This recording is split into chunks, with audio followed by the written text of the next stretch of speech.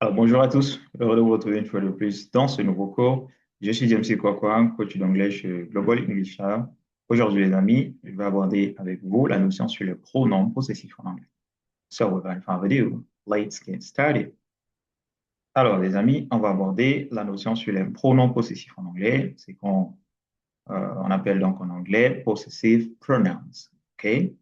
Et donc, tout le long de cette présentation, on va essayer de comprendre déjà dans un premier temps ce qu'on appelle par un pronom possessif. Ensuite, voir la nuance qui existe entre les pronoms possessifs et les adjectifs possessifs. Et bien entendu, comprendre comment utiliser donc chaque pronom possessif dans des phrases.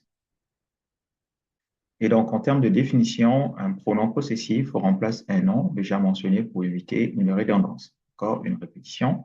Par exemple, this book, I mean, this is my book, OK? On peut dire ça autrement en disant, this book is mine. This book is mine, donc ça me permet d'éviter donc de répéter book.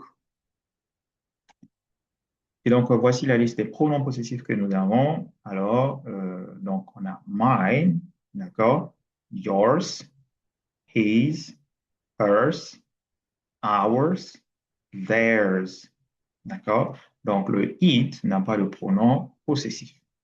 OK? Alors, voyons cette fois-ci l'alliance qui existe donc entre les pronoms possessifs et les adjectifs possessifs, c'est que en anglais, les adjectifs possessifs se placent généralement avant un nom. D'accord? Par contre, les pronoms possessifs ici vont être utilisés donc sans nom. OK? Et donc, à l'image d'exemple donné ici avec les adjectifs possessifs, on dit my car. My, c'est un adjectif possessif. Donc, il veut dire mon, ma, donc my car, ma voiture, her phone, OK, son téléphone. Par contre, avec donc les pronoms possessifs, comme vous pouvez le voir ici, juste après le pronom, on n'a pas le nom, d'accord? Donc, la même phrase, on pouvait traduire ça ou encore dire ça autrement en disant The car is mine. The car is mine. C'est-à-dire, la voiture m'appartient. Encore, la voiture est la mienne. The phone is hers. OK, c'est toujours la même phrase. The phone is hers. Donc, au lieu de dire her phone. The phone is hers. All right? Et donc, voici la structure principale.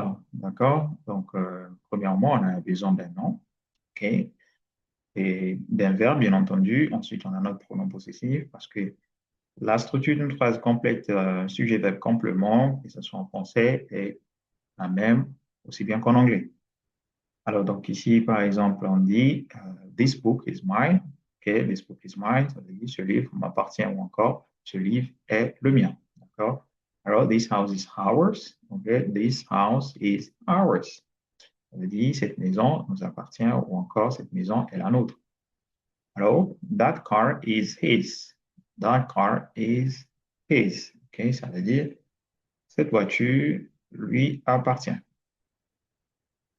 Et donc, voici donc quelques exemples, d'accord, avec donc l'ensemble des pronoms possessifs. On a par exemple mine qui veut dire donc le mien, la mienne ou encore les miens. Par exemple, this bag is mine, ça veut dire ce sac est le mien. OK, yours, en français, ça donne le tien, la tienne, encore les tiens. OK, donc on peut dire this phone is yours, ça veut dire ce téléphone est le tien. OK. Is est utilisé lorsque donc on fait allusion à une personne donc, du genre masculin. Donc, par exemple, the jacket is his.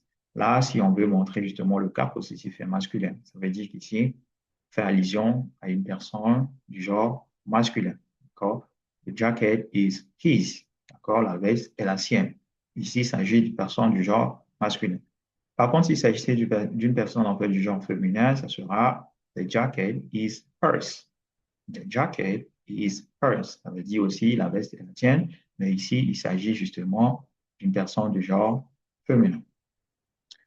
Ours, ça veut dire le nôtre ou encore la nôtre. Par exemple, the house is ours. Ça veut dire la maison est la nôtre.